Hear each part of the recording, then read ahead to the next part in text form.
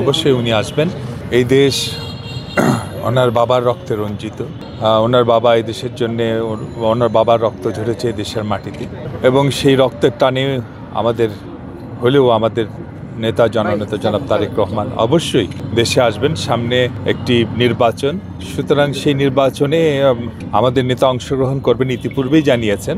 সুতরাং উনি তো আসবেনই, আর এই দেশ, এই জনগণ তার অপেক্ষায় আছে। শুধু আমাদের দল না, এই দেশের 16 কোটি মানুষ ওনার আগমনের অপেক্ষায়, তারা চেয়ে আছে ওনার পথের দিকে। সুতরাং এই আহ্বান তো উনি অবশ্যই সাড়া দিবেন, এবং অবশ্যই উনি খুব তাড়াতাড়ি দেশে চলে আসবেন। ইতিপূর্বে তো আমার মনে হয় আমাদের ডাক্তার জাহিদ ভাই, যিনি সাধারণত প্রেস ব্রিফিংগুলো করছেন, উনিই জানিয়ে দিয়েছেন যে আমাদের নেতা জননেতা জনাব তারেক রহমান দেশে ফিরে আসবেন শিগগিরই। আমরা সবাই খুব উদ্বিগ্ন। ওনার শারীরিক অবস্থা নিয়ে আমাদের জাহিদ ভাই কথা বলেন, উনি কথা বলবেন। আমরা শুধু একজন কর্মী হিসাবে আমরা আমাদের নেত্রীর সাথে দীর্ঘদিনের পথ চালা। যখন আমরা ছাত্র ছিলাম তখন ওনার কাছাকাছি যেতে পারতাম না। ওনার মুখ দেখে, দূর থেকে ওনার মুখ দেখে আমরা অনুপ্রাণিত হতাম, এবং সেই অনুপ্রেরণা নিয়ে আমরা পথ চলতাম।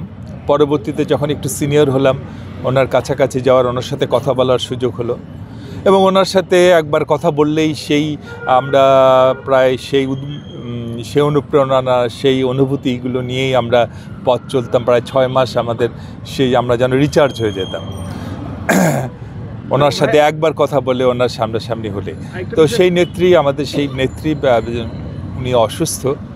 আপনারা জানেন যে প্রায় দীর্ঘ কয়েক বছরের লাগাতার কারাজীবন, সেই দুঃসহনীয় কারাজীবন। শেখ হাসিনার কারাগার মানে একটি কুখ্যাত স্বৈরাচারের কারাগার। সেই কারাগারে অসহনীয় যন্ত্রণা, তার শরীরে নানা রোগের দানা বেঁধেছে।